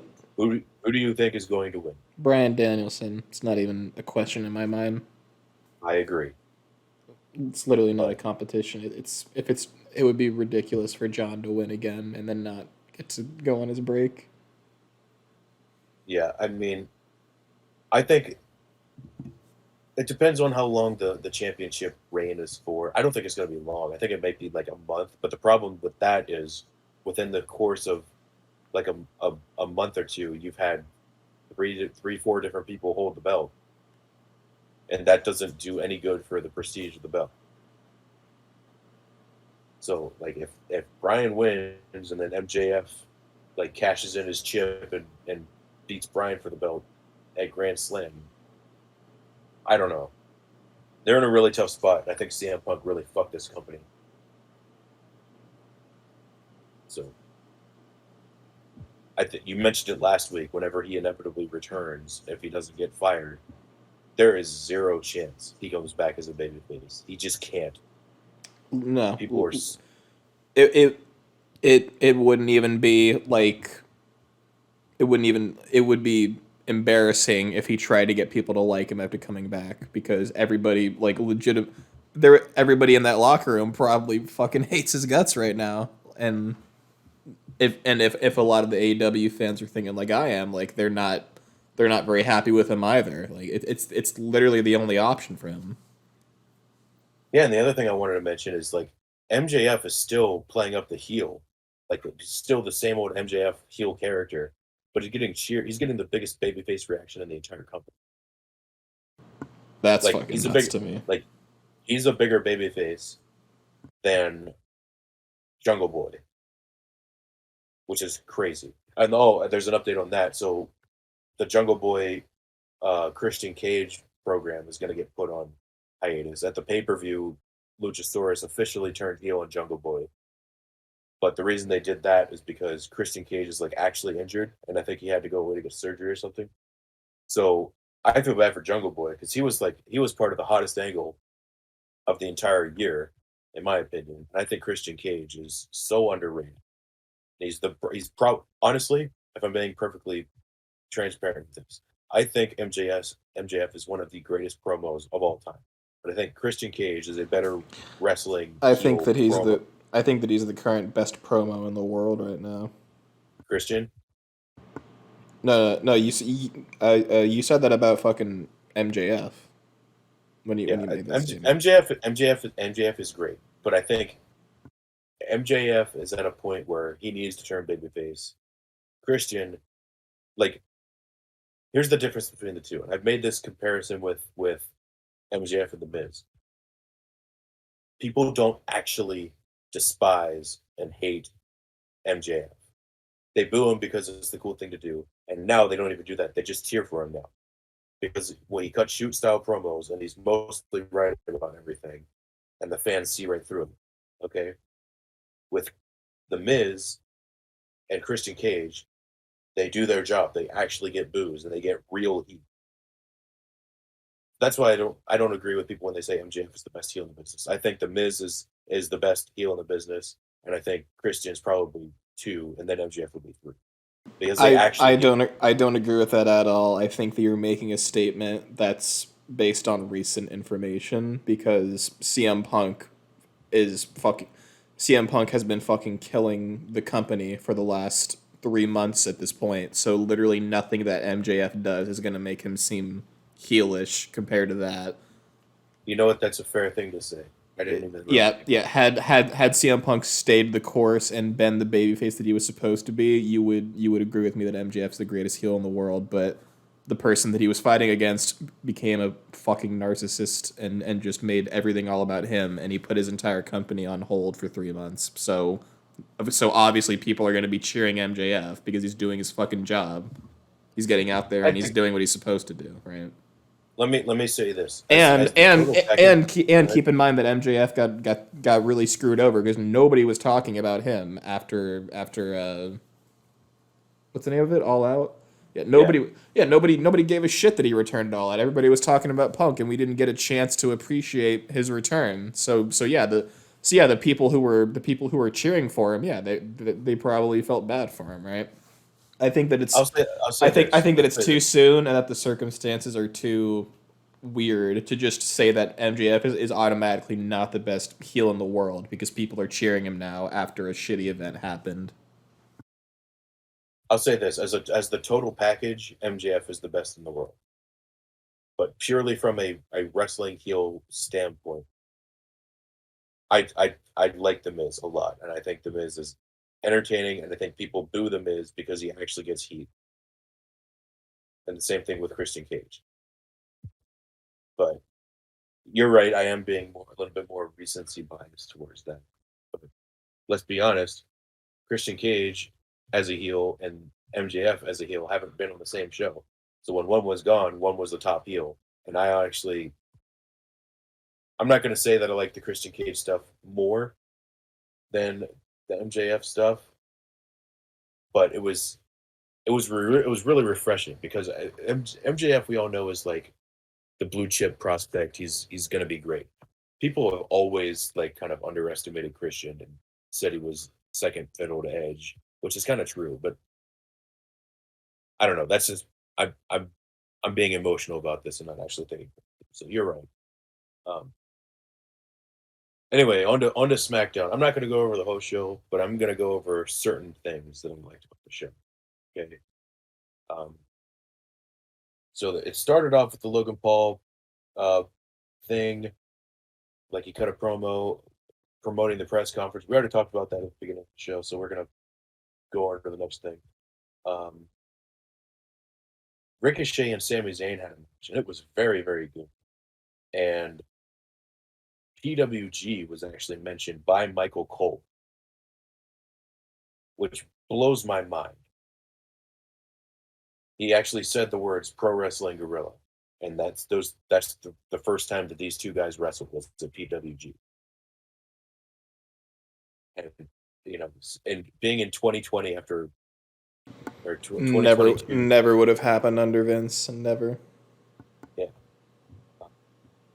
My main concern that I wrote down here is this entire match they were booing Logan Paul and not really paying attention to the match. I think the company is trying to push Logan Paul as the babyface in the That feud that with Logan. that is the absolute worst fucking thing they could possibly do for this feud. I don't think they can get away with it. I think they're Logan gonna have him. Paul Logan Paul is a natural fucking heel. He knows that most of the world views him as the fucking rich, spoiled, dumbass guy from YouTube who made the suicide video, and he knows that a majority of the world looks down on him, right? Not saying that Logan's a shitty person, right? It's just that's how most of the world views him, and he knows that, and it has shown through in every single one of his matches, right? In the fucking Rey Mysterio match, what did he do? He started doing the fucking Eddie Guerrero thing, and he started doing all of Eddie's moves on Rey as he was beating his ass. Yeah, And then in the fucking Miz match, he was just fucking manhandling it. Like every move that he did gave off I am trying to murder you right now heel energy. Like even if you want to book him as the babyface, just Logan naturally exudes heel energy through his ring work and through his promo ability, and it's at a certain point, the babyface persona that you want him to have is going to fall apart because that's not who he naturally is. He naturally thrives off of that aggression that he has inside. He's a very aggressive person, and he said so he said so in his podcast, right? That when it comes to competing, he gets really into it. That's why I told you, right? Like when you and I watched him fight the Miz, I said, dude, fucking, I don't think that Logan knows that wrestling's fake. and that's a good thing. Yeah.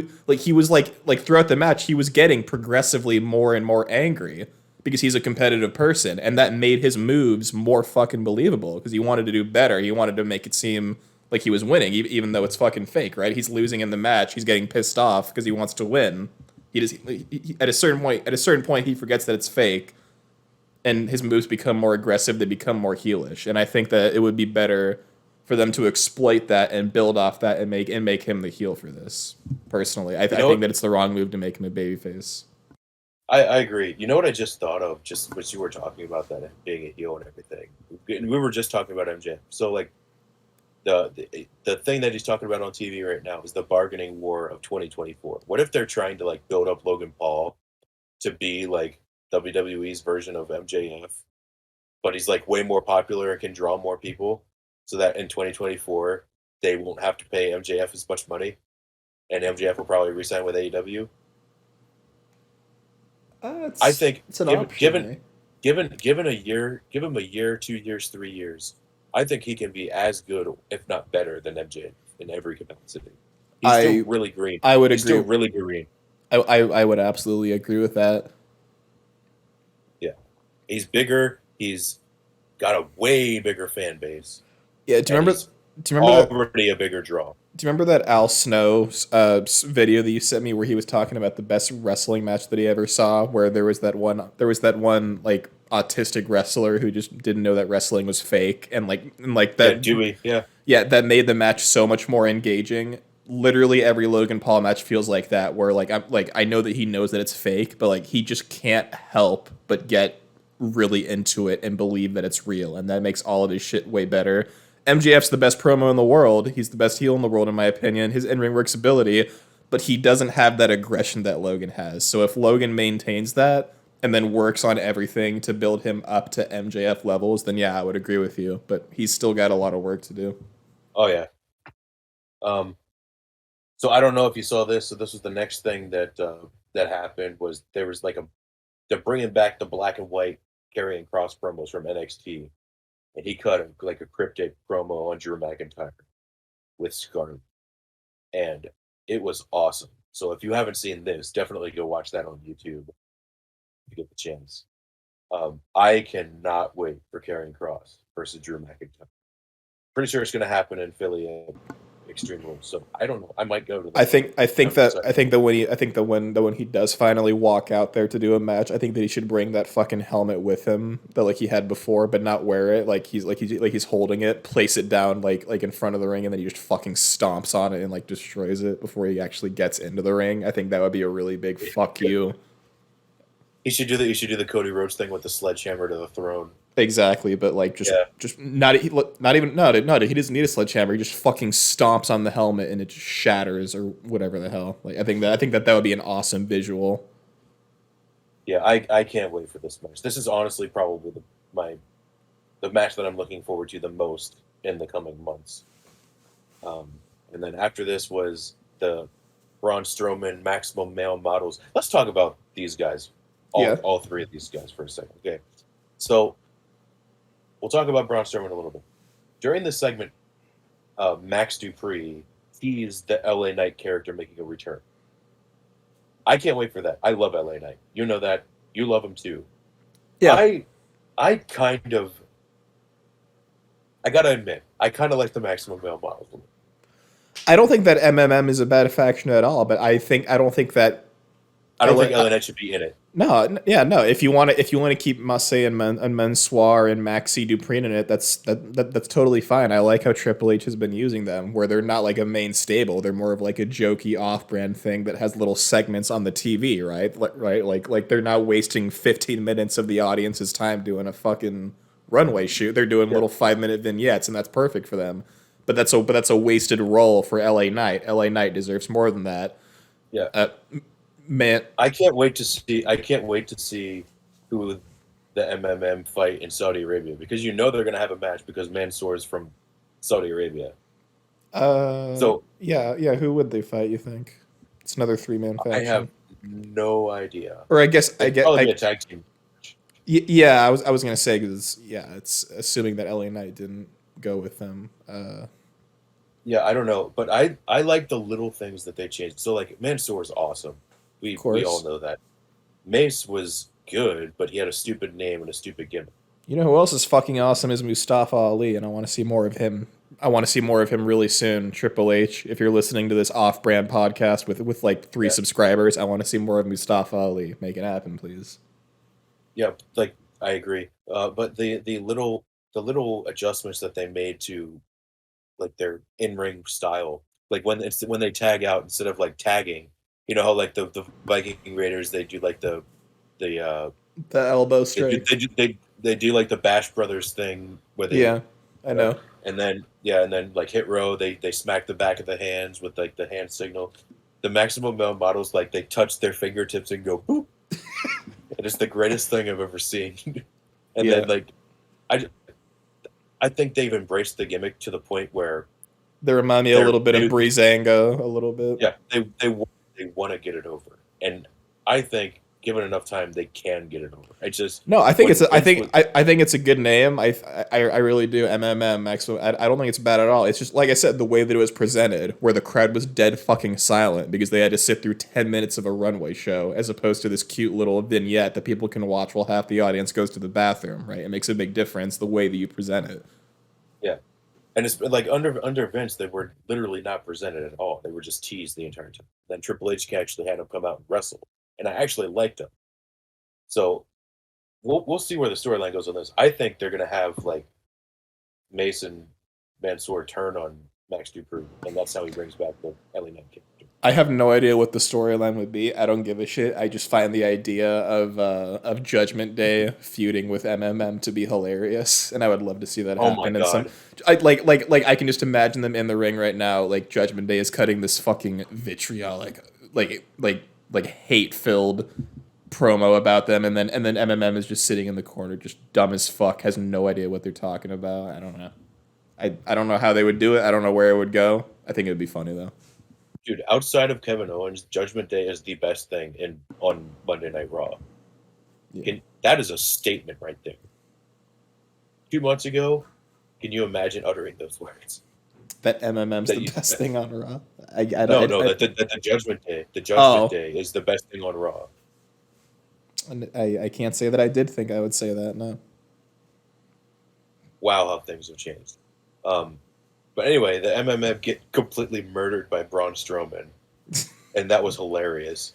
Um, I'm not a and Braun then for Strowman some, fan. I will never be a Braun Strowman fan. I think I don't like the guy. uh, I don't like the way that he carried himself after he left the company. Like on his Twitter page and all that. I don't think that his character is that interesting. I don't know. Like he's not bad. It's just I don't see the appeal other than that he's a big guy. yeah, I like him. I always liked. I thought he was always. I didn't really care for him when he was in the Wyatt family, but when he like turned into the monster. Like I liked him then. I thought he had a really shitty under Universal title reign, but I feel he like looked incredible. I don't know, man. Just he's never done anything for me. I've never found his character interesting. To me, he is just Omos that can actually wrestle. And we all know, and you know how much that I fucking love Omos, right? Like, I, Yeah, but for some reason they have him like I guess feuding with the Alpha Academy. And let's be honest, Otis versus Braun Strowman. If Otis was built up to be on that level, would definitely be a match I'd want to see. are they still calling him the tree trunk in the Triple H era, or did they stop Oh doing my that? god, yeah, dude, Otis and Gable I are over as fuck. I love that name because it's the perfect description. The walking tree trunk. Yeah, Otis and Gable are super. Otis the tree trunk and Gunther the fucking rectangle. It's They perfect. need to give them okay. They need to give them pyro, okay. And when they give them pyro, it needs to be when like they go halfway down the ramp, and then Gable like kisses Otis, and then he does that thing like right after he kisses him. It needs to be right there. Right there. Oh my god, that would be hilarious. They're my favorite gimmick in WWE. Raise their hand. Thank you, and then the fireworks go off right there.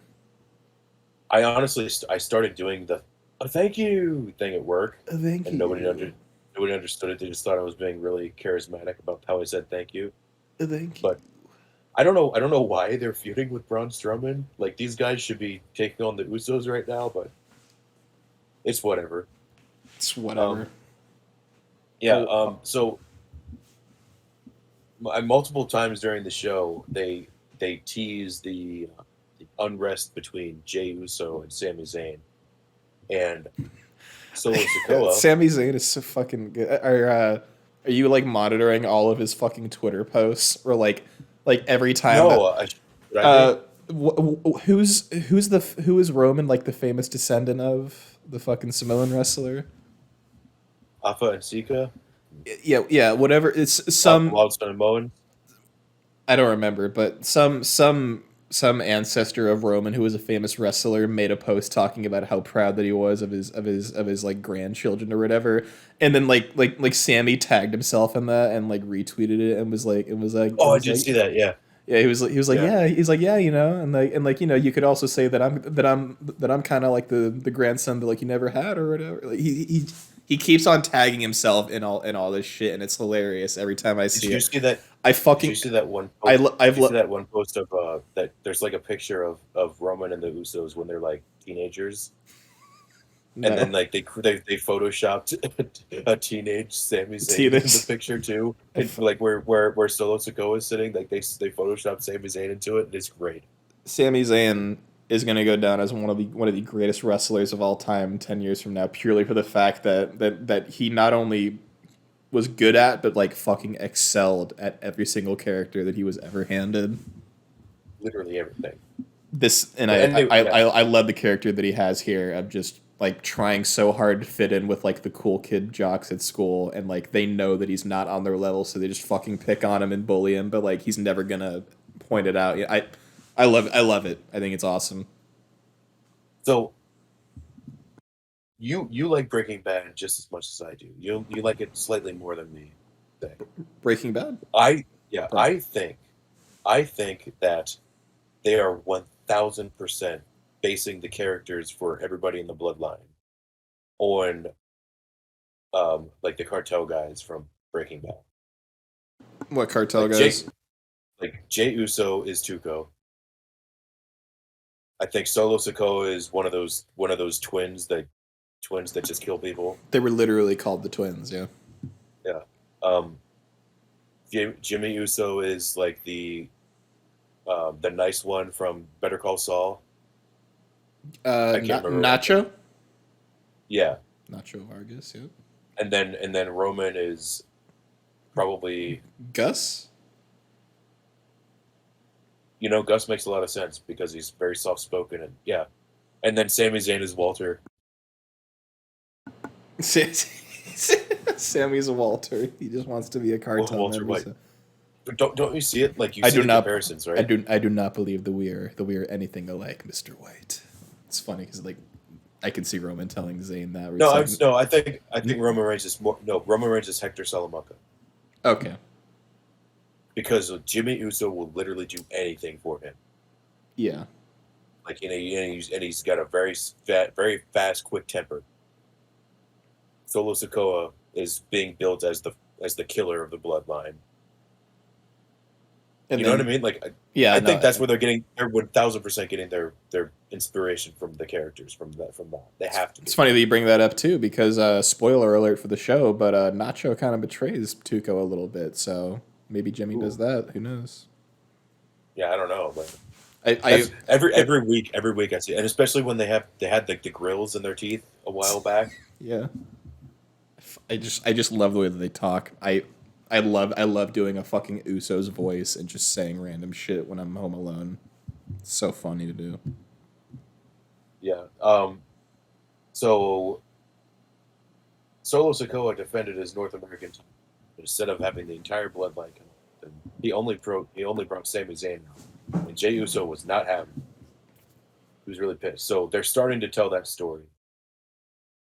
Sooner or later, the bloodline's going to turn on them. I hope they don't do it too soon. Like saying they do it next week, obviously it wouldn't be too soon. But for me, like I want more of this Sami Zayn and the bloodline thing. Like they're like he's been the honoraries for a little while now, but there's so much funny shit they can do with this moving forward. I think they should wait a while before they actually have him turn on. Um, dude, Solo Sikoa versus Madcap Moss. Solo Sikoa is so good. How many matches of his have you actually seen? A couple here and there. Yeah, this dude is. I wrote it down. He is the perfect combination between the Usos, like both of the Usos, and Umaga. Like he is so good. He's so much intensity. He can hit any type of move. He's really good on the stick. Like he could do everything. And he changed his finisher. So it used to be he did like a splash, like a variation of the Uso splash. And I'm sure he's still gonna do it. But he changed his entrance music to like a really, really cool song. And they changed his finisher to it's basically the rock bottom. But it looks so much better than any time the Rock ever did it. Hmm. If you get the chance, like go watch like a highlight of the match, go see his finish. Like it's basically the rock bottom, but it actually looks like it'll fucking kill you. You ever noticed how the end of days is basically a rock bottom that Baron Corbin does to himself? Yeah, I've seen that meme everywhere. It's pretty true. Yeah, and then of course the main event of the show. The one part that I skipped over was there was like a backstage segment with Ronda Rousey and Liv Morgan, and I don't take Liv Morgan serious as champion at all. And I think she's monotone, very pretty, but the way that she does her makeup makes her look like she's crying all the time, and it doesn't make her come across as like a credible person. Ronda Rousey's going to eat her alive at Extreme Rules, but they came out and they announced that they're going to have an Extreme Rules match for the SmackDown Women's Championship. I think I thought that it was the most ridiculous fucking thing ever when they had Liv Morgan cleanly pin Shayna Baszler. I sat there and I was like, "Are you fucking kidding me?" Oh There was no way that you just tried to sell me Liv Morgan cleanly pinning Shayna Baszler. There is no way that you just tried to do that to me. dude, how do you think I felt? I'm literally the biggest Shayna Baszler Like, fan this is not a on this Daniel planet. Bryan situation where you build her up as an underdog over 2 years, overcoming obstacles. You literally just slapped the belt on her, showed me her tapping out, and then you had her cleanly beat Shanna Baszler, and you thought I was gonna be okay with it. Like, no, dude.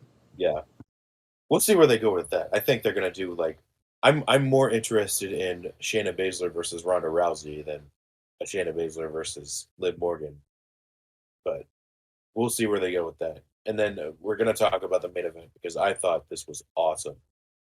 So it was Hit Row versus the New Day versus the Brawling Brutes versus Imperium for the number one contendership for the tag team titles. And the tag team title match is going to take place next week on SmackDown. Okay, so ever since Hit Row came back, every single week they've done a spot where they tease him doing his tope suicida. Okay, but they haven't done it yet. When they finally do it, it's gonna pop the crowd so much. I can't wait for that. Um, yeah, this match was freaking awesome. The one thing that this proved to me, and this I think this match in and of itself was a big middle finger straight to Vince McMahon. The one thing that this proved to me that I already knew was that WWE fans fucking love tag team wrestling because the entirety of the show, from the Logan Paul segment to the Sami Zayn segment, the entire show, the crowd was freaking dead until this match happened, and they came alive and they were loud. Okay, couple of noteworthy spots in the match. Um, like I said, they teased the top dollar tope suicida. They didn't do it; they teased it, and then they did a spot where uh, top dollar was in the ring, and he picked up Kofi Kingston on his back like in a fireman's carry, like he was gonna give him like a Samoan drop. And then Butch came in and jumped on top of him, and then Woods came in and jumped, and Top Dollar caught him in like the world's strongest slam position. So he has three guys piled on top of him, and he just slammed them all at the same time, and the crowd went nuts for that. Then Ridge Holland came in, and I shit you not, this was the highest point of the match. Like they went crazy for this. Ridge Holland came in, and gave Top Dollar an Alabama slam. Like Top Dollar was about to powerbomb him, and he was just like, yeah, nope, and picked him up and gave him an Alabama slam. That was crazy. The dude weighs like close to 400 pounds. It's like almost 7 feet tall. Um, but the Imperium hits the Imperium bomb, and then Rich Holland threw what's his name now, Ludwig Kaiser. He threw him out of the match and stole the pin. So the Brawling Brutes are facing the Usos for the tag team titles next week on SmackDown. I cannot wait for that match. Since Clash at the Castle, the Brawling Brutes have probably been one of the highlights of WWE television. They are super over now. Butch isn't doing his stupid Scrappy Doo thing anymore. Sheamus is because they're finally fucking baby faces. yeah. Rich Holland is getting over as a monster baby face. Sheamus is the most over he's ever been. Like I've never heard a crowd ever chant "We want Sheamus" in my life, but the fact that they did last week when they did Imperium versus the Brawling Brutes 3-on-3, that says a lot. But yeah, I don't know. Did you see any of this? A little bit here and there. Yeah, I'm happy. I can come out and say I'm happy that he brought Hit Row back. Ashante the Adonis is amazing, and I can't wait for them to feud with the New Day so we can see more of him and Kofi Kingston together.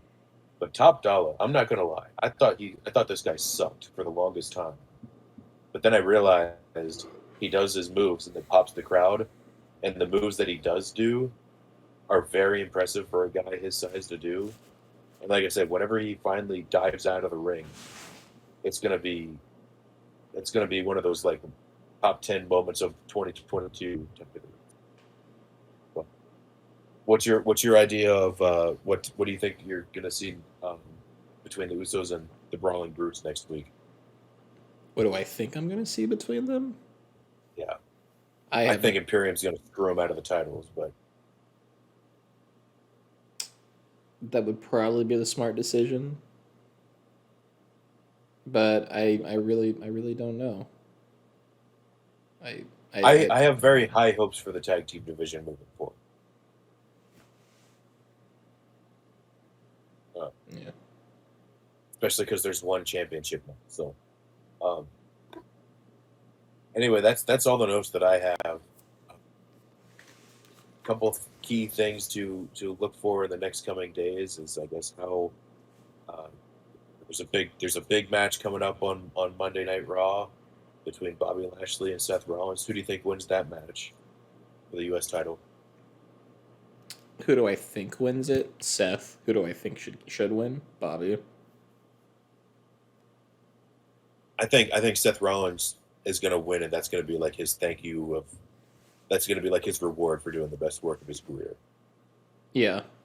Also, that would free up Bobby to go and challenge Roman. So yeah, actually, maybe Seth is the right call. Honestly. Yeah, and then they could do Riddle versus Rollins for the U.S. title, and Yeah. just like kind of up the stakes a little bit. Because let's be What real, if? like Yeah, like like Lashley is way too overqualified to be the U.S. champion. Like we are basically watching a fucking college professor teach elementary school by having him hold that belt. He should be challenging for the world title. yeah, and then of course uh, Grand Slam Dynamite, and Grand Slam Rampage. I guess I'm going to watch both of them. If I don't think there would be any way, anywhere near as good as it was last year, uh, but definitely excited for it. Hopefully the crowd's hot like it was last year. Um, but yeah, do you have anything to add? No, nothing to add. No, that pretty much sums it up as far as I know. Because I don't have fucking cable, so I'm trusting you that that's what happened. Yeah, I think. What do you think of this structure of the podcast this week? Uh, yeah, it was definitely more structured. Okay, Uh, it was a little bit more breaking down the play by play than I would like, but it was more structured. So okay, I could just like keep bulleted points, I guess. I did keep bulleted points, but it just Well, no, I it's just I like it a lot more when we focus on like uh particular things as opposed to this match happened on SmackDown and then after that this match happened and then this match happened. I feel like it's better to just say SmackDown happened. These three things were the main takeaways. You know what I mean? yeah. Okay, so next week what Yeah, I'll do. I'm not so much a play-by-play guy. I'm more of like a bigger picture kind of guy, I guess you'd say. Yeah, so next week what I'll do is I'll watch all the shows, and then I'll write down three things from the show that are worth talking about. If nothing happens on the show that's worth talking about. Yeah. And then I And have a Monday Night Raw section, AEW and Dynamite, for those of you SmackDown and for section. those of you thinking, oh wow, so Aaron's not doing any other work. I do as much as I can. I don't have cable. It is what it is, right? I still read all that I can. I still watch all the highlights on YouTube that I can. This week was an exception. Doing the best I Oh my can with what I've God! got right now. Oh Oh my my god, God! what's going on? We didn't talk about the one thing that people should probably tune into Monday Night Raw for. What's that? What do you make of this whole Dexter Loomis Miz storyline? I 'Cause think it's I love it. I think it's amazing. I laughed so fucking hard when he got out of the steel cage. Dexter was just laying there, arms perfectly still at his side, but he was laying on the ground just staring up at him. I thought that was the funniest fucking thing ever. Yeah. I think Did you it's see the amazing. segment that they did this week? I did. I did. It's awesome. It's like Dexter Loomis was like in his house drawing pictures of his children. Like, Dexter Loomis is a he's so good. He's so fucking creepy. So good. I can't wait to see where this goes. I think they're gonna have their first match at Extreme Rules. I just want to know what Dexter Loomis did to him. Oh yeah, that's right. Where yeah, it's like yeah, Adam You, you whatever won't tell us. he won't tell it. He's like I don't want to fucking talk about it. Who the fuck knows, man? Poor Yeah, Miz. yeah. I I I'm definitely gonna be. I'm surprised that has not become like a new meme template where it's like the Miz looking down in horror and then the next image is just Dexter laying on the floor looking up. That needs to be a meme template. Hey, start one. Yeah, sounds like too much work. But yeah, I'm gonna be watching Raw. I'm gonna be watching everything this week, even Rampage. But I'm gonna be watching the Eagles game and Monday Night Raw at the same time. So I will watch all the clips that I can. we're gonna be doing highlights. That way you can have a little bit more input. It's stuff that you definitely see. So, Sounds great. All right, well, right. it sounds like that is going to wrap up episode 2 of Kayfables. Thank you guys for watching. If you enjoyed the content, then be sure to leave a like and subscribe to follow, or be sure to subscribe and hit the bell to get notified of our next episode next week. It looks like we're going to be doing these every Saturday, or when there's a When there's like a pay-per-view or something. when there's a pay-per-view, then it might be Monday. We'll have to see. If you have anything that you'd like to add on to what we said here, feel free to comment down below. And with all that being said, I have been Aaron, I'm Ben. and we will see you guys in the next week.